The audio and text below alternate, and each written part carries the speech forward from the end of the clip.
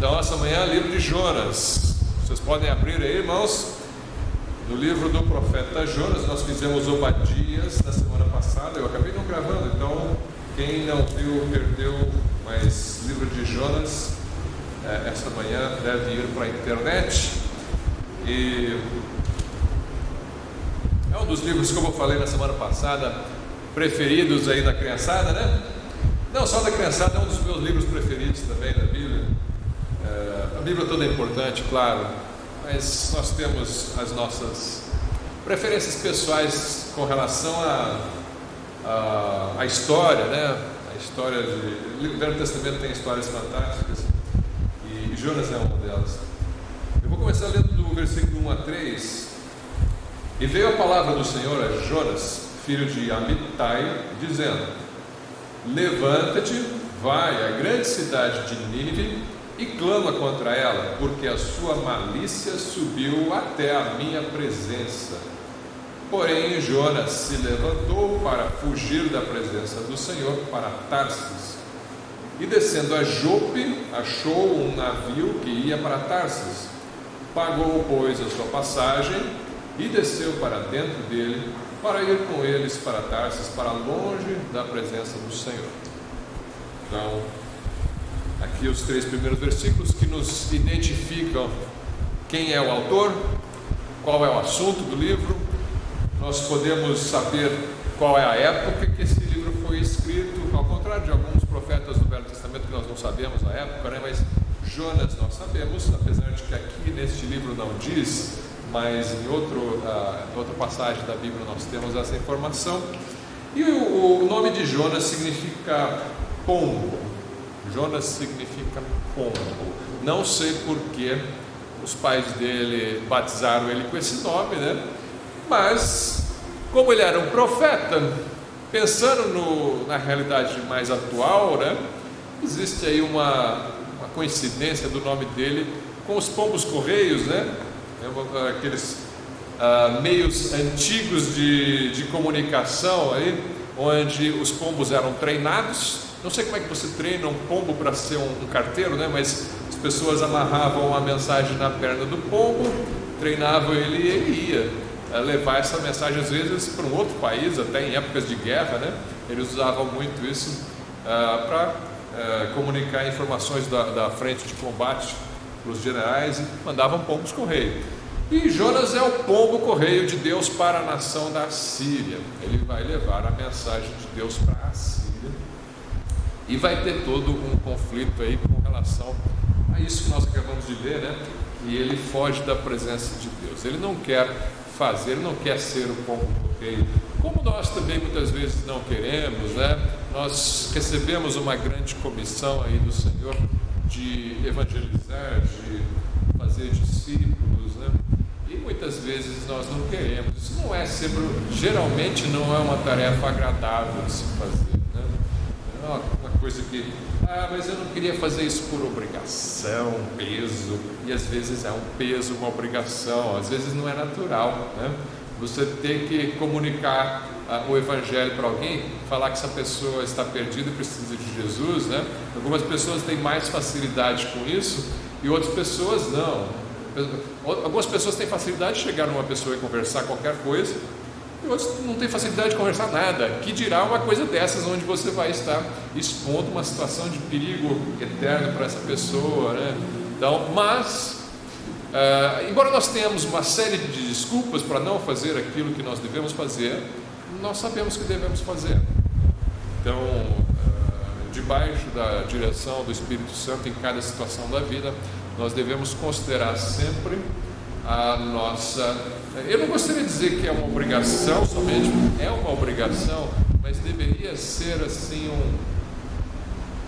uma convicção pessoal, né? Não só uma obrigação, não só uma lei, né? Vai e pregue, mas deveria ser assim algo que move o nosso coração de preocupação, de amor ao próximo, né?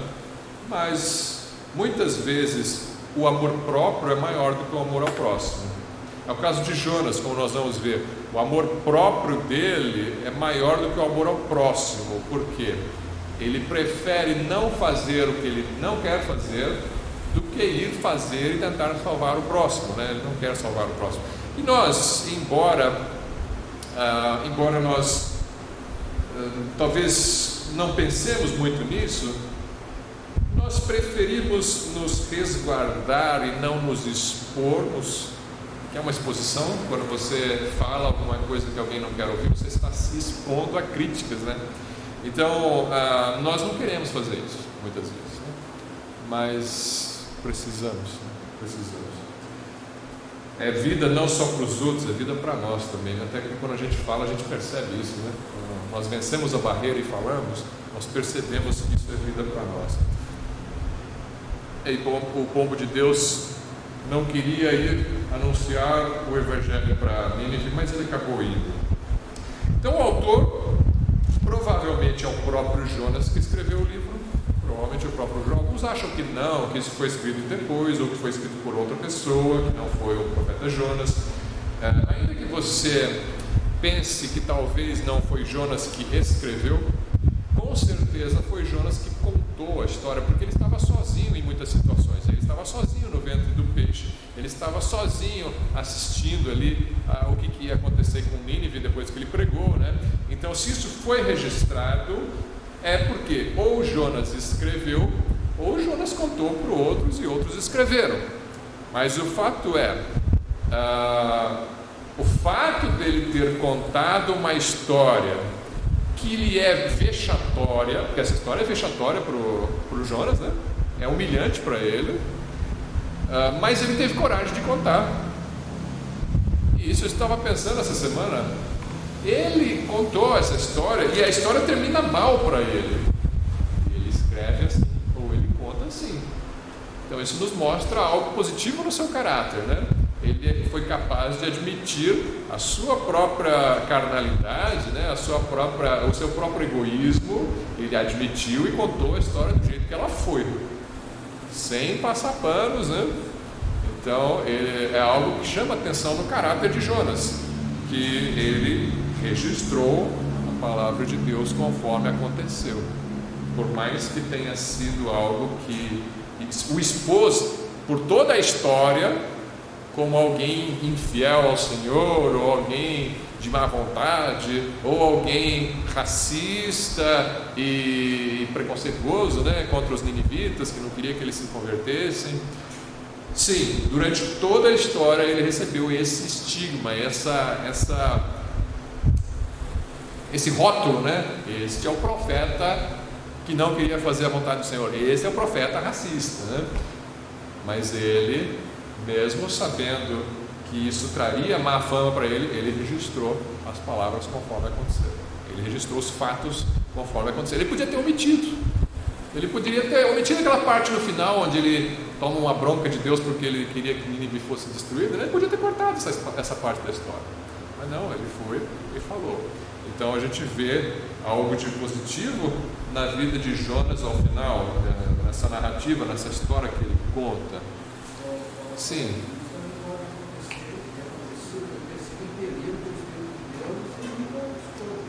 Pois é, né? Do mesmo jeito. Não, vai que Deus manda um outro peixe para me comer, né? Melhor escrever do jeito que foi, né? Seja como for, ele foi fiel, né? Mesmo que na marra, a gente não sabe o que aconteceu depois, né? Mas ele registrou, né? Ele registrou, graças a Deus por isso. É uma história, assim, de desobediência, de racismo e de ódio. É uma história de desobediência, racismo e ódio, mas também é uma história de misericórdia, de salvação, de oração, de fé, de Jonas quando ora no ventre do peixe, né? E é uma palavra atual para nós. Muitos duvidam da historicidade, da veracidade dessa história, né? Acham que é uma lenda, que é um mito, que é só uma parábola. Alguns falam assim: não, isso aqui é só uma lenda judaica, isso aqui não é a palavra de Deus. Ou esses são os modernistas, né, que não acreditam em milagres. Outros dizem assim: não, é a palavra de Deus, mas não aconteceu de verdade. É assim uma história fictícia que o Espírito Santo inspirou para alguém escrever para nos ensinar algumas lições, né? Então as pessoas têm dificuldade de aceitar que isso aqui de fato aconteceu. Até aqueles que acreditam na Bíblia, que acreditam que Jonas foi inspirado pelo Espírito Santo, muitos deles tem dificuldade de acreditar que de fato aconteceu historicamente. Eu acho que é uma parábola, vamos dizer assim, alguns acham. Eu não, eu acho que é história mesmo, aconteceu. Mas alguns vão dizer, olha, eu acho que é uma parábola, é uma história fictícia, tipo aquelas histórias que Jesus inventava para ensinar uma lição, né? A parábola do bom samaritano. A história do samaritano não necessariamente aconteceu. Do bom samaritano que vai cuidar lá daquele judeu que estava machucado, né? Aquela história Jesus inventou. A história do filho pródigo não aconteceu necessariamente. Jesus inventou aquela história para ensinar uma lição. Alguns acham então que alguém inventou a história de Jonas para ensinar uma lição. Será? Será? Vamos pensar um pouco nisso, com base no que a Bíblia fala a respeito do próprio livro, né? Então, primeiro nós temos a historicidade do personagem. A gente sabe que ele existiu. Não é assim, havia um profeta que foi chamado, não. Ele fala o nome do profeta, fala que ele era filho de Amitai, e você vai ver Jonas, filho de Amitai, sendo mencionado lá em 2 Reis, capítulo 14. Então nós sabemos que este é um homem que existiu de verdade. 2 Reis 14, 25, nos tempos de Jeroboão II, você tem aí uma menção desse mesmo Jonas, filho de Amitai, profeta do Senhor. Então, é por volta do século 8 antes de Cristo que ele viveu, ali 700 e tantos antes de Cristo, 700 e tantos anos antes de Cristo, tá? Século 8. Aí você vê lá no versículo 25, também vamos ver o 24 também, está falando sobre Jeroboão. E fez o que era mal aos olhos do Senhor, nunca se apartou de nenhum dos pecados de Jeroboão, filho de Nebate, o outro Jeroboão, né? Tem Jeroboão I e Jeroboão II. Jeroboão II fez os mesmos pecados do Jeroboão I, filho de Nebate. Com que fez pecar Israel. Também este restituiu os termos de Israel, desde a entrada de Amate até ao mar da planície, conforme a palavra do Senhor Deus de Israel, a qual falara pelo ministério de seu servo Jonas, filho do profeta Amitai, o qual era de Gat-Hefer.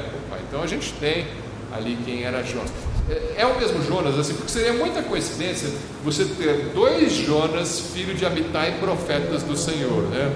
Seria muita coincidência. Não é um nome tão comum assim na Bíblia, nem Amitai nem Jonas. Então e ser profeta ainda, então provável, tudo indica que é o mesmo Jonas, filho de Amitai, profeta do Senhor.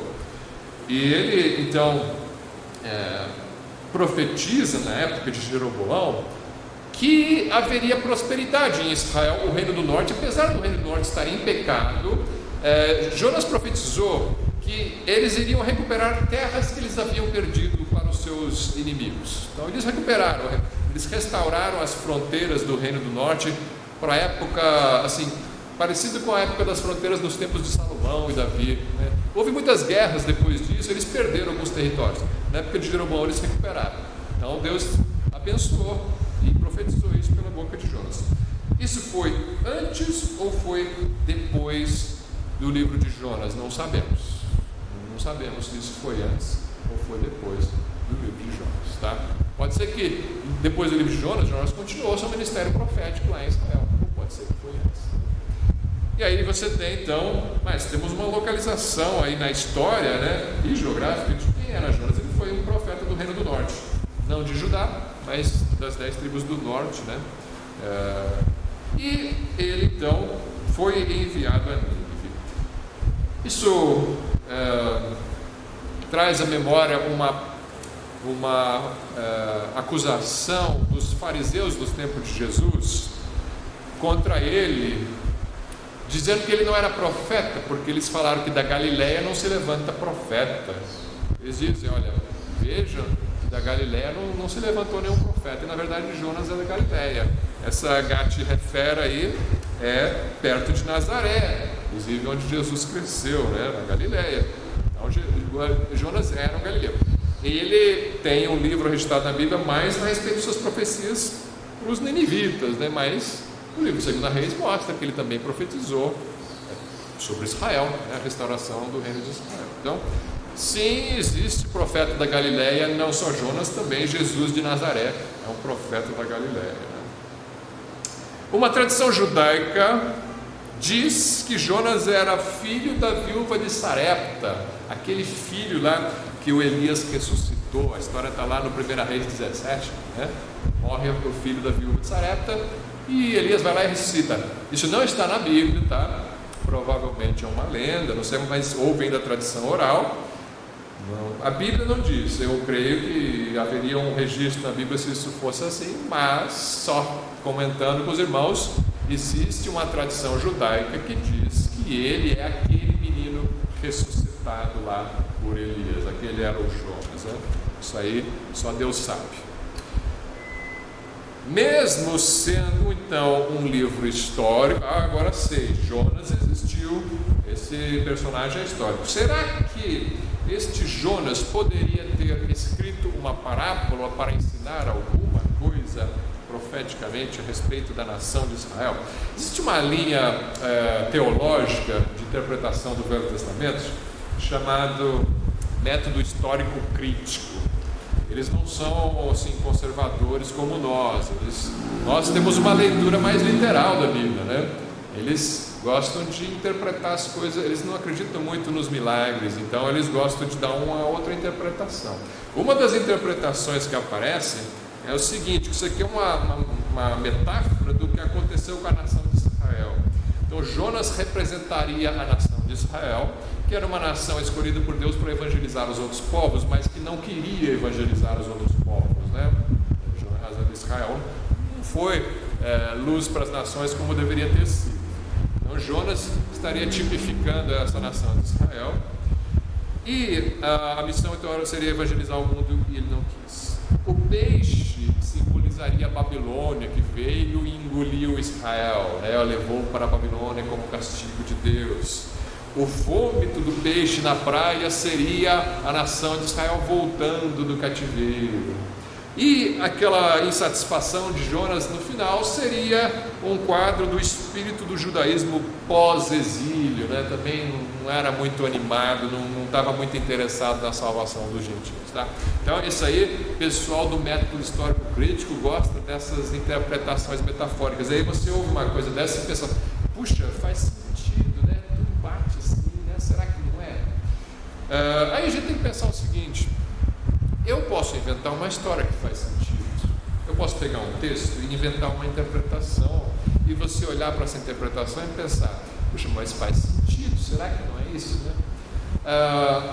Como é que você vai saber que a minha interpretação é verdadeira ou não? Olha, um outro pode apresentar uma outra, mais legal ainda do que essa da Babilônia, né? Então, a princípio, eu não embarco nesse tipo de interpretação. Eu prefiro não embarcar. Por quê? Porque são histórias que você não tem como verificar. Por quê? Porque em lugar nenhum da Bíblia diz que essa é a interpretação desse livro. Pelo contrário, o jeito como Jesus usa o livro lá no Novo Testamento, como nós vamos ver daqui a pouco, é um jeito literal, né? Ele pega o livro e fala que as coisas aconteceram do jeito que aconteceram. Não tem nenhuma dica nas Escrituras dizendo que essa seria uma interpretação. Então, só porque alguma coisa faz sentido, não quer dizer que ela é verdadeira, né? O pessoal que gosta, que curte ficar estudando teorias da conspiração, sabe disso, né? Existem muitas teorias da conspiração, né? De que existem planos secretos para dominar o mundo, que isso está acontecendo por causa daquilo, né? E muitas dessas teorias fazem sentido, mas você não tem como prová-las, né?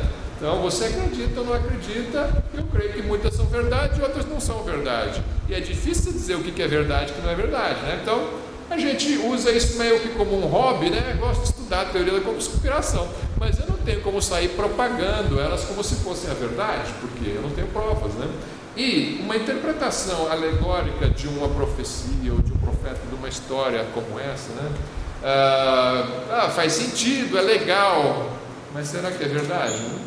Eu prefiro ficar com os fatos históricos. Algumas partes da teoria da conspiração têm comprovação, outras não, é muita imaginação.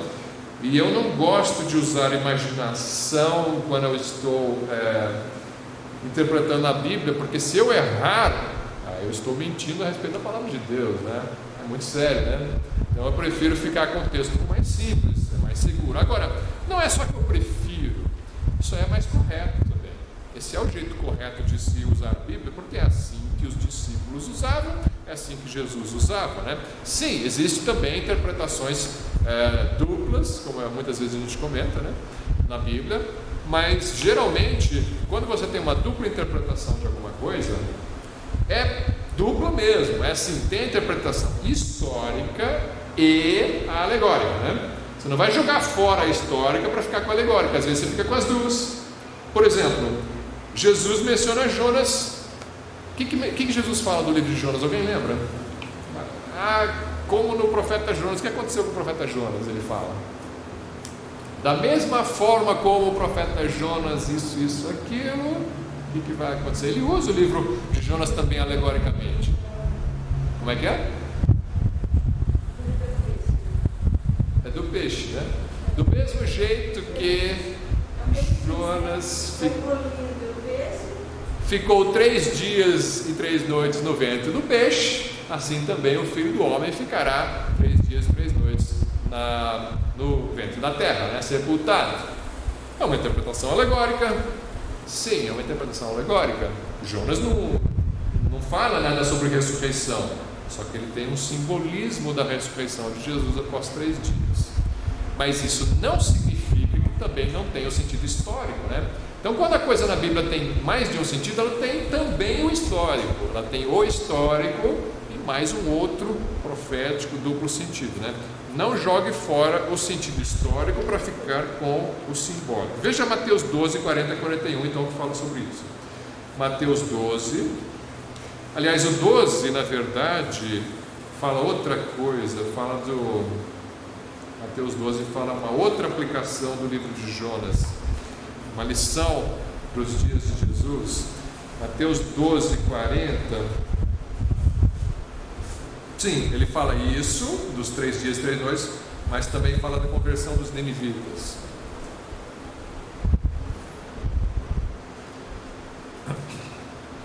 Vamos ver do 38 em diante, né? Então alguns dos escribas e dos fariseus responderam dizendo: Mestre, quiséramos ver da tua parte algum sinal. Mas que petulância, como se ele já não tivesse feito sinal que chega, né? Curando cego, curando paralítico, ressuscitando morto. Eu queria ver um sinal. Tá bom. Versículo 40, versículo 39. Mas ele lhes respondeu e disse: uma geração má e adúltera pede um sinal, porém não se lhe dará sinal, senão o sinal do profeta Jonas. Pois como Jonas esteve 3 dias e 3 noites no ventre da baleia, assim estará o Filho do Homem 3 dias e 3 noites no coração da terra. Os ninivitas ressurgirão no juízo com esta geração e a condenarão, porque se arrependeram com a pregação de Jonas, e eis que está aqui quem é maior do que Jonas. Ora, se Jonas não aconteceu, então Jesus está mentindo aqui, porque ele diz: os ninivitas se converteram com a pregação de Jonas. Os ninivitas no dia do juízo vão condenar vocês, esta geração, porque os ninivitas creram, vocês não creram. Se isso é tudo uma fábula, então que história é essa que Jesus está falando? Não pode ser uma fábula, não pode ser uma lenda. Aconteceu, porque Jesus disse que aconteceu. Não só disse que aconteceu, como disse que eles vão julgar vocês, né? Porque eles se converteram. Mas é difícil entender, mas como é que alguém entra... Aqui diz baleia, né? Nessa tradução. Algumas traduções vão dizer peixe, né? No ventre do grande peixe. A palavra lá no hebraico, no Velho Testamento, é dag. Dag significa peixe, mas pode também ser traduzido como monstro marinho e em alguns casos baleia. Mas eles têm uma palavra própria para baleia que não é dag. Quando eles querem falar baleia, eles usam outra palavra que eu não lembro agora qual é. Mas dag geralmente é peixe mesmo, então, ou alguma outra criatura, algum monstro marinho, alguma criatura grande do mar, grande o suficiente para engolir um homem. Algumas pessoas especularam que poderia ter sido um cachalote. Cachalote, para quem não sabe, é aquela baleia Moby Dick, né? Geralmente as baleias não comem coisas grandes, né? Mas o cachalote come. Mas não sabemos que criatura foi, uma criatura do mar, peixe grande. Mas como é que a pessoa vai respirar durante 3 dias no ventre de um peixe, né? Não tem como ficar vivo e consciente. Ou então, como é que ela não foi corroída pelos sucos gástricos do estômago do peixe, né? De ficar, eu não sei quanto tempo leva para um peixe dissolver algum pedaço de carne que ele come, vamos dizer assim, né? Mas, enfim, ele ficou ali pelo menos mais de 2 dias, né? Cerca de 3 dias. Então, como é que pode?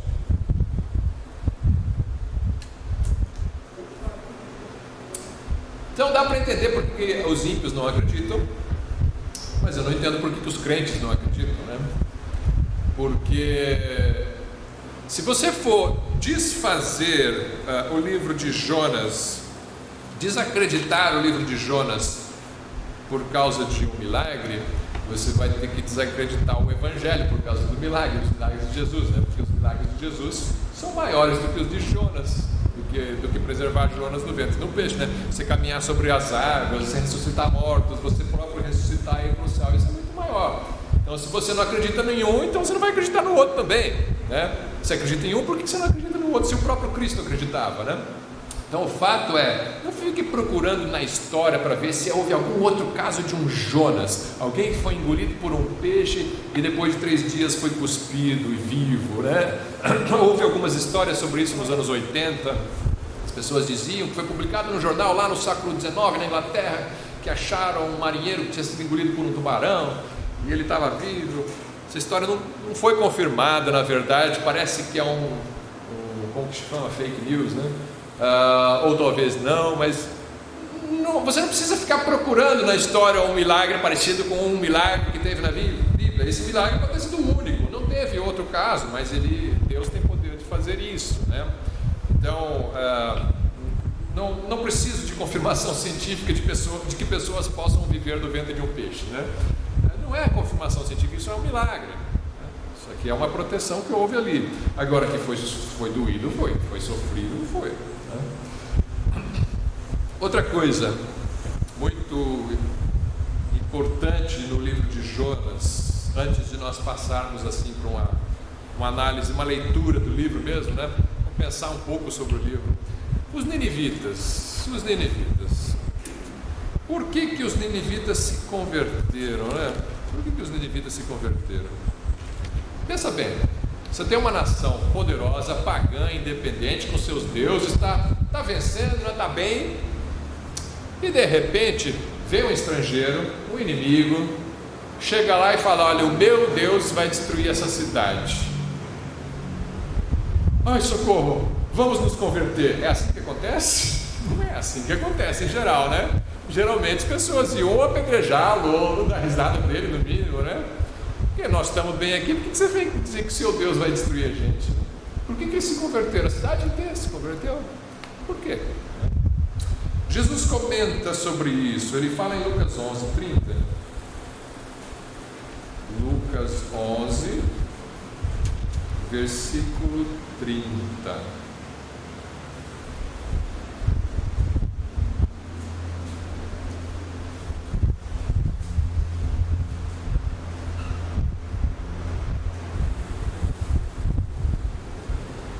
Porquanto, assim como Jonas foi sinal para os ninivitas, assim o Filho do Homem o será também para esta geração. Tem alguma coisa aqui que talvez você não tenha percebido na sua leitura do livro de Jonas. Ele diz que Jonas foi sinal para os ninivitas.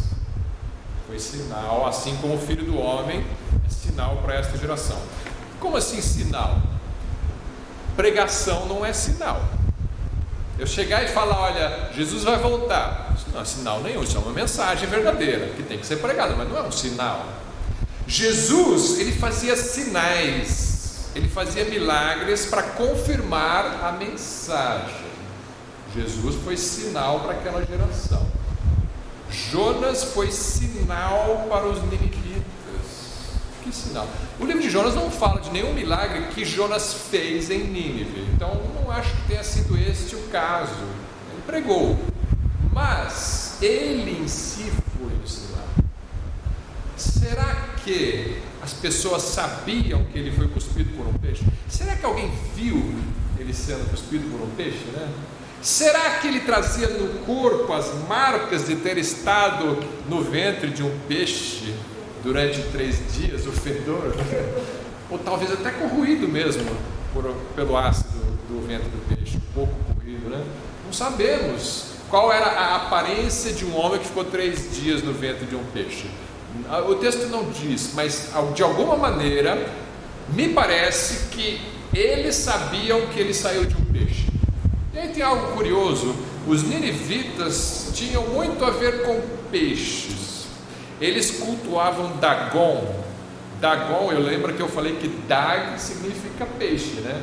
Dagon é o deus peixe deles, é metade homem, metade peixe. Esse era o principal. Eles tinham uma deusa peixe também ali, né? Então era uma cidade que, apesar de não ter saída para o mar, não tem, né? É na Síria ali, longe do mar, mas eles tinham culto a Deus peixe, deusa peixe, e de repente aparece um cuspido por um peixe, dizendo que o Deus dele vai destruir a cidade. Aí deu medo, aí bateu medo, né? Talvez, quando ele falava sobre o que ia acontecer,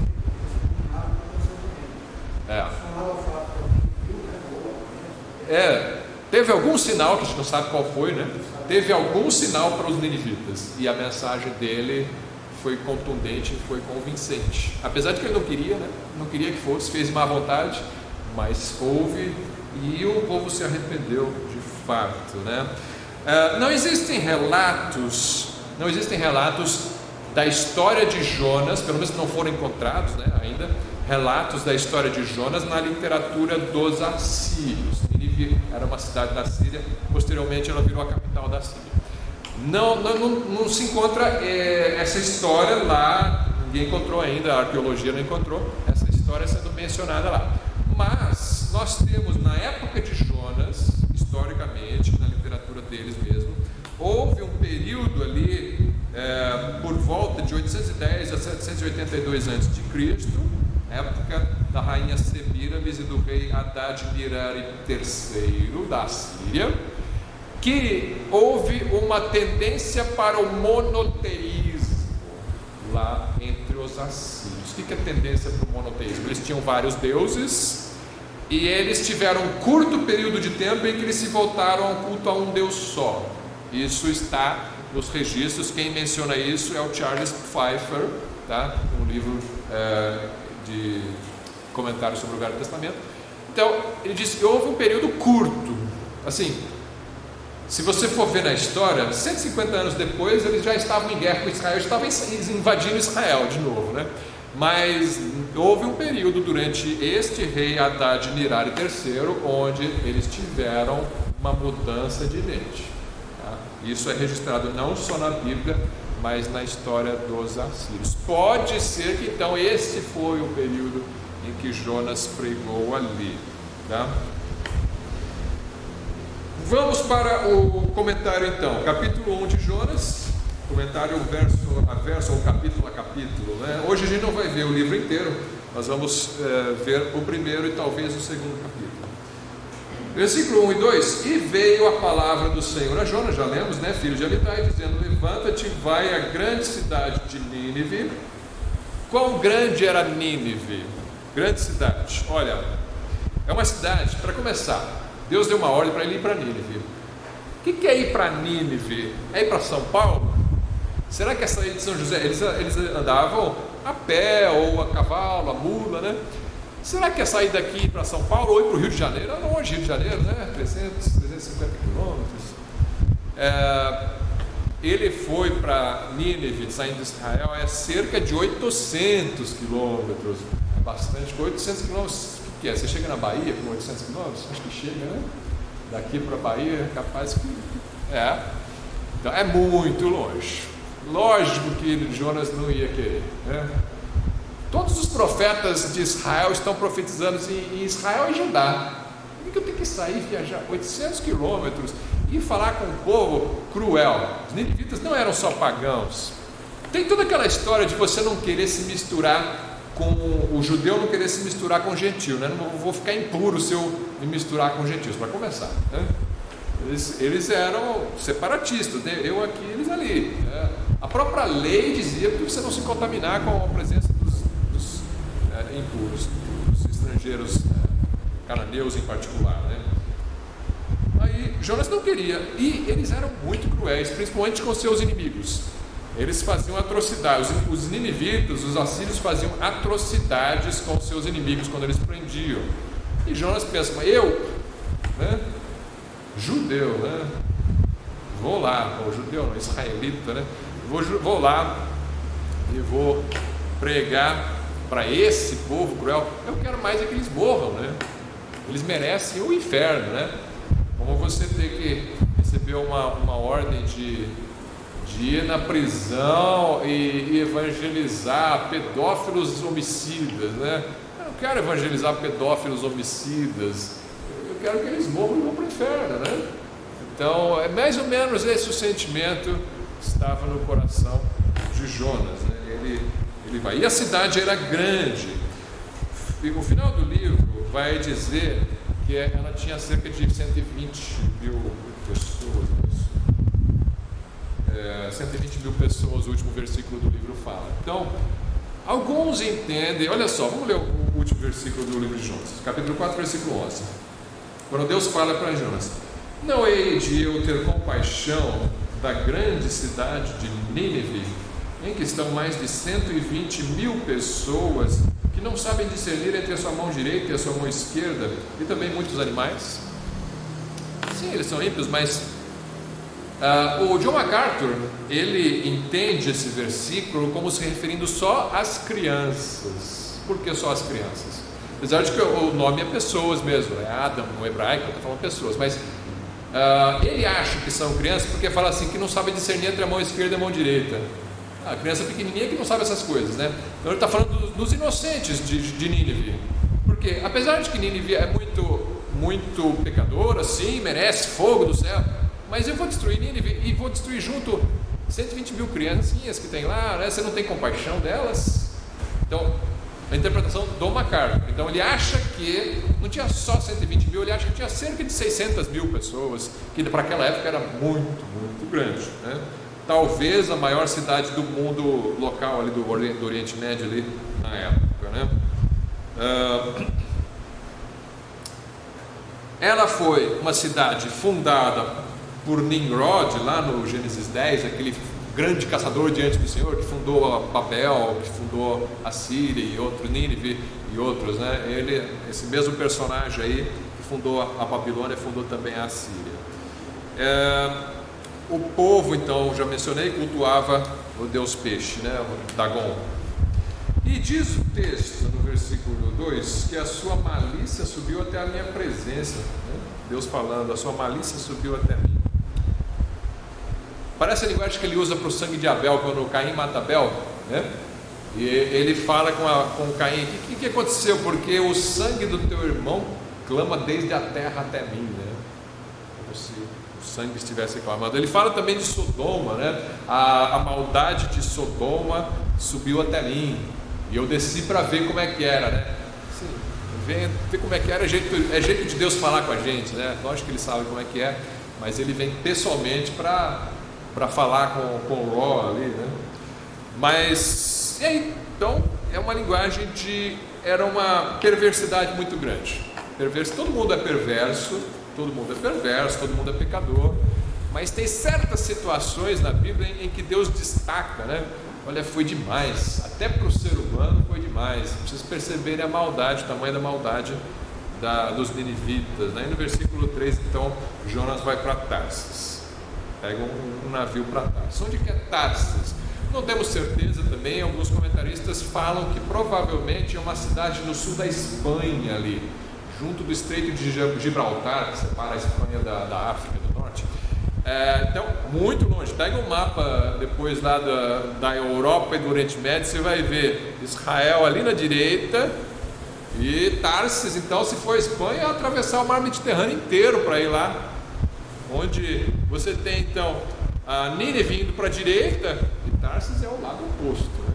Então, milhares de quilômetros para o oeste, né? Então, ele fugiu realmente, né? Fugiu para bem longe. O que Jonas pensou quando ele foi fugir para Tarsis, né? Fugir da presença do Senhor? Jonas não conhecia Deus? Deus, eu li os Salmos, né? Eu li os Salmos de Davi já tinham sido escritos nessa época. Então ele tinha acesso a isso, ele sabe que Deus conhece os corações, que Davi falou, né? Se eu fizer a minha cama no Sheol, o Senhor lá vai estar, se fizer lá. Sim, ele sabe que Deus está em todo lugar, percebe todas as coisas. Então, deu uma amnésia assim no Jonas, ele esqueceu tudo da Bíblia. Não, eu acho que se eu pegar um navio, eu me escondo de Deus, né? Pode ser, né? Mas eu acho que esse fugir da presença do Senhor, talvez na mente do Jonas fosse algo não tão profundamente teológico assim, era mais algo do tipo: eu vou para longe, minha interpretação, minha leitura, tá?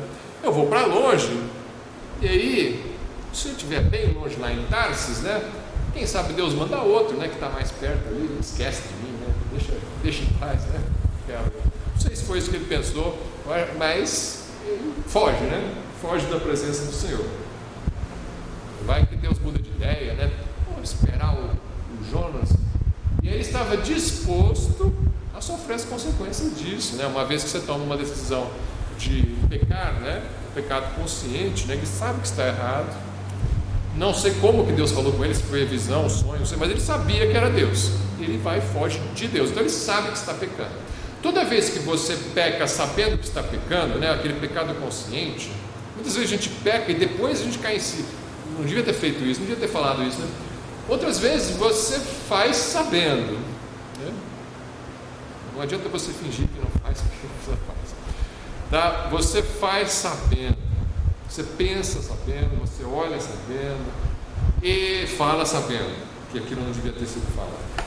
Mas sempre que você faz isso, você peca sabendo que Deus não gosta, é como se você estivesse fechando os olhos e torcendo para Deus não ver você fazendo, né? Já viu criança fazendo isso? Né? Criança, quando é bem pequenininha e ela quer se esconder, ela faz assim, né? Aí é como se você não pudesse vê-la, né? Eu fechei o olho e o papai não está vendo. Nem sei se ela acredita nisso, né? Mas é o jeito que ela sente, né? Ela fecha, né? Mas é assim, a gente peca e a gente fecha o olho para Deus não ver.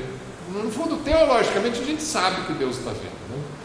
Mas Jonas, então, não é possível que teologicamente ele não saiba que Deus está vendo, mas ele foge, né? Como se desse para fugir de Deus. Tá bom, mas a ordem de Deus foi bem clara, né? Por que Jonas, então, não queria pregar em Nínive? Nós já comentamos algumas coisas, mas a razão-chave está no versículo 2. Versículo 2: levanta-te e vai à cidade de Nínive e clama contra ela, porque a sua malícia subiu até a minha presença. No capítulo 4, 2, versículo 2, na verdade, não é no capítulo 1. Veja no capítulo 4, versículo 2, o motivo verdadeiro, real e concreto de por que Jonas fugiu, não quis obedecer. E orou ao Senhor e disse, isso já no final da história, a gente está indo para frente, para trás na história aqui, mas lá no final da história, quando Nínive se arrepende, se converte, ele fala, e orou ao Senhor e disse, ah, Senhor, não foi esta a minha palavra, estando ainda na minha terra? Por isso é que me preveni, fugindo para Tarsis, pois sabia que és Deus compassivo e misericordioso, longânimo e grande em benignidade, que te arrependes do mal. Peço-te, pois, ao Senhor, tira minha vida, porque melhor me é morrer do que viver. Depois a gente comenta essa parte, mas primeiro o motivo. Eu não quero, porque eu sei, apesar de que Deus não me diz que isso vai acontecer, eu conheço Deus, eu sei que Ele vai mudar de ideia, entre aspas, né, se o povo se converter. Ele me falou para dizer que Nínive vai ser destruída, só que eu conheço Deus, eu sei que Ele é longânimo, misericordioso. Se o povo se arrepender, Ele vai tirar o castigo que Ele anunciou. Ele conhece. E Ele quer que eles vão para o inferno. Ele não quer os ninivitas salvos. Então, no fundo, é um racismo contra ninivitas. Por quê? Por que eu digo racismo? Podia ser assim, só uma indignação contra o pecado. Ele está indignado e não quer que eles sejam salvos. Só que ele era da nação de Israel. A nação de Israel cultuava Baal nessa época. Eles eram tão pecadores quanto os ninivitas. Então, mas para Israel, ele não ora para Deus destruir Israel. Então é racismo. Ele quer a salvação de Israel, mesmo sendo idólatra, e ele não quer a salvação dos ninivitas, por serem idólatras e gentios. Na verdade, tem um racismo aqui, tem um racismo do Jonas nessa história. Ele não quer a conversão deste povo cruel. Deus não podia respeitar o livre-arbítrio do profeta. O profeta não quer ir para o campo, né? Pensa no missionário. O missionário não quer ir para o campo missionário, foi chamado para isso, mas não quer. Deus não pode respeitar a decisão dele? Tá bom, você não quer? Você vai perder com isso, né? Eu tinha muitas coisas para a sua vida, né?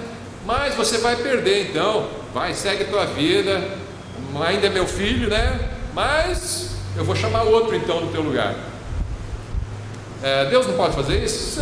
Às vezes até faz, né? Mas quem decide é Deus.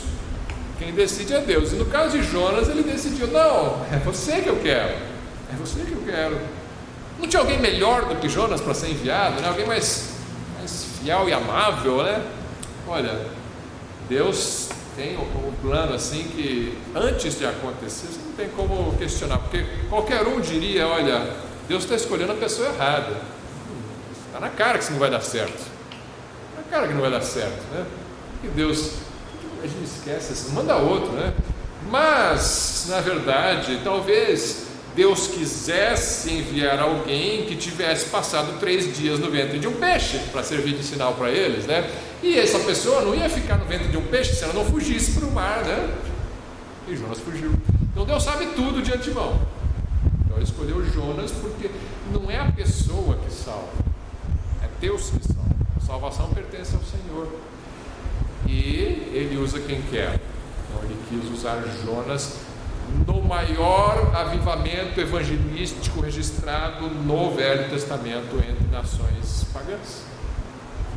O maior de todos, talvez comparável com aquele lá da rainha Esther, onde muitos se converteram no reino da Babilônia, né? Mas olha, aqui foi extraordinário. Eu diria assim: Jonas é o maior evangelista da história, conseguiu converter um povo tão duro. Mas não é, né? É que Deus faz as coisas quando Ele quer e como quer. E até quando a pessoa não está disposta, né? Geralmente Ele vai querer um coração disposto da sua parte e da minha parte. Mas ainda que você não queira, Ele pode te usar para salvar a pessoa. E além de servir também de sinal sobre a ressurreição de Jesus, né? Deus tinha esse plano também. Ele queria um homem 3 dias no ventre de um peixe. Então Ele levou Jonas também para isso. Versículos 4 a 6 do capítulo 1 de Jonas. Mas o Senhor mandou ao mar um grande vento e fez-se no mar uma forte tempestade, e o navio estava a ponto de quebrar-se.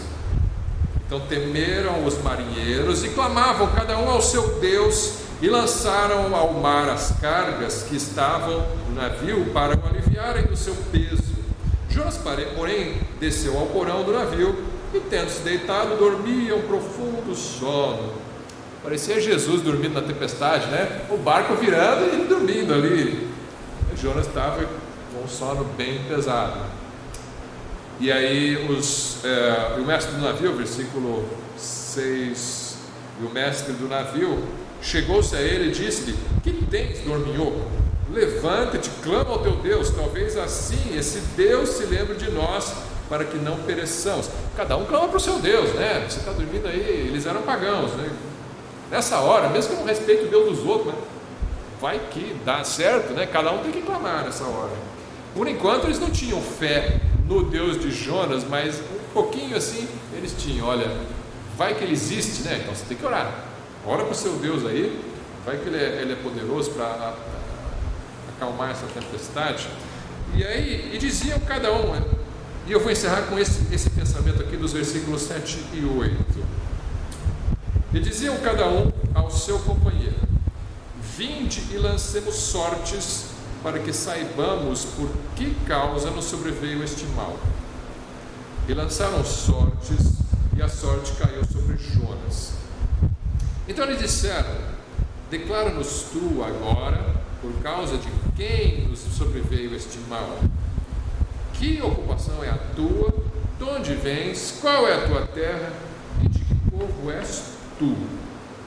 Eles tiraram no palitinho. Sei lá como é que foi essa sorte que eles tiraram aqui, né? Sortearam ali todo mundo que estava no barco, e a sorte caiu sobre Jonas. E Deus usou esse procedimento para mostrar que Jonas era o culpado daquilo. Percebam que essa tempestade ela é sobrenatural, né? Ela é enviada por Deus naquele... O mar Mediterrâneo tinha muitas tempestades, mas essa daqui é providencial, né? Para que isso acontecesse. E você tem então a sorte caindo em Jonas. E a pergunta é válido você lançar a sorte para descobrir a vontade de Deus? Eu vou jogar no cara e coroa. Se der cara para me casar, se der coroa é para comprar bicicleta. É assim que a gente toma decisões na nossa vida?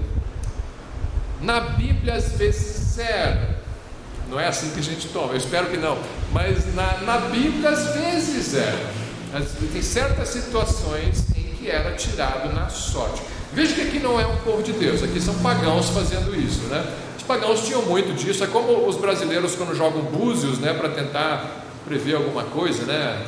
Eles jogam ali de acordo com a posição daquelas conchinhas, ali a pessoa diz o que vai acontecer ou o que aconteceu. E eles faziam muito disso entre os pagãos, mas Deus usou. Por que Deus usou assim? Deus poderia ter mandado um anjo para dizer foi Jonas, né? Não sei, mas Deus deixou agir assim. Mas o fato é que às vezes, mesmo entre o povo de Israel, era feito isso, de lançar sortes, né? Lançar um dado, lançar uma moeda, lançar qualquer coisa, para saber o que seria a vontade de Deus. Por exemplo, quando Israel invade Jericó, e não era para pegar nada daquela cidade, e Acã vai lá e pega, o que foi, uma capa e um escudo, alguma coisa assim, né? Esconde na tenda dele ali, roubou de Jericó, ele pegou para si alguns despojos de guerra, né? E não era para fazer isso. Como é que o povo descobriu que foi Acã que roubou? Se você for ler lá, quem não lembra, né? Pode ler em Josué capítulo 7. Eles lançaram sorte, eles chamaram as famílias, né? Primeiro a tribo foi sorteada, certa tribo, depois dentro dessa tribo caiu na tal família, e daquela família sortearam e caiu o nome de Acã. Então Deus usou esse processo ali. Outra vez, espero que a gente não faça isso na igreja. Está dando alguma coisa errada, por que caiu a árvore em cima do telhado? Vamos lançar sorte, ver quem é que está em pecado. Pecado caiu no Érico, né? Então vamos excluir o Érico da igreja, né? A gente não faz isso, né?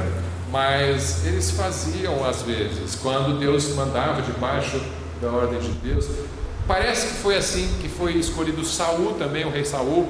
A Bíblia não fala lançaram sortes, mas fala assim: separaram tal casa, depois separaram tal, depois separaram tal, e depois separaram Saul. E Saul estava escondido ali, né? Queria aparecer, era tímido. Parece que usaram sortes ali para escolher o rei de Israel, né? E Deus assim o quis. Os discípulos em Atos 1:26, para escolherem o substituto de Judas, lançam sortes e escolhem Matias. Eles escolheram 2, né, por critérios, não é só sorte, né? Eles escolheram homens de Deus ali. Era Matias e mais um, não lembro quem era agora, mas eram 2, e aí desses 2 lançaram sortes e escolheram o nome do Matias, né? E tinha também o Urim e o Tumim, pedrinhas que os sacerdotes usavam lá no Velho Testamento para descobrir a vontade de Deus em certas situações. Então, por que nós não fazemos? Por que nós condenamos os brasileiros quando jogam búzios e dizemos que isso é feitiçaria? Se na Bíblia, em certas ocasiões, Deus mandava fazer. Bom, tem 2 coisas aqui. Primeiro, Deus não nos mandou fazer, você não vai receber uma ordem de um anjo do Senhor dizendo agora lance sorte para fazer isso. E nas circunstâncias bíblicas era a ordem de Deus certos eventos aconteceram. Então, se Deus mandar, tudo bem. Agora, os apóstolos, não houve assim para escolher Matias, né? Não disse que Deus mandou fazer aquilo e eles fizeram. Só que hoje nós, além de termos toda a Bíblia escrita, nós temos o Espírito Santo. Então, em Atos 1, os apóstolos fizeram isso antes da descida do Espírito Santo, antes do batismo com o Espírito Santo. Depois disso, nunca mais na Bíblia é mencionado lançar sortes. Parece que a vinda do Espírito Santo tornou obsoleto esse método. Se você tem o Espírito Santo, você pode consultar o Espírito Santo e a palavra de Deus. Por que você escolheria algo com base em lançar sortes, né?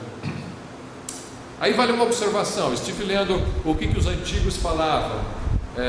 Tomás de Aquino e Agostinho de Hipona falam sobre isso, e eles comentam que isso não é mais usado, não deve ser assim, mas em certas circunstâncias, quando você tem uma situação em que não há outra maneira de tomar uma decisão, e por exemplo você vai escolher alguém para ir para fazer certa missão, e você tem, como em Matias ali, 2 homens de Deus e todos os critérios preenchidos, você está na dúvida, então neste caso poderia ser usado. Opinião deles, tá? Só para saber o que os antigos pais da igreja e posteriores pensavam sobre isso, né? Eles afirmavam que não se usava mesmo mais no tempo deles, mas em certas circunstâncias até pode ser usado. Eu conheço o caso de pastor que foi escolhido assim. Não é o jeito mais sábio de se escolher um pastor, mas também não posso dizer que não pode ser usado por Deus. Vou proibir isso, mas não diria, essa não é a forma da gente descobrir a vontade de Deus. Não ficar lançando dado para saber o que vou fazer, né? Nós temos a palavra de Deus, devemos usar a palavra de Deus e o Espírito Santo para tomar nossas decisões. Vamos encerrar por aqui, então. Ficamos na metade do capítulo 1. Domingo que vem, se Deus permitir, nós damos continuidade. Algum irmão que quiser pode orar para nós encerrarmos.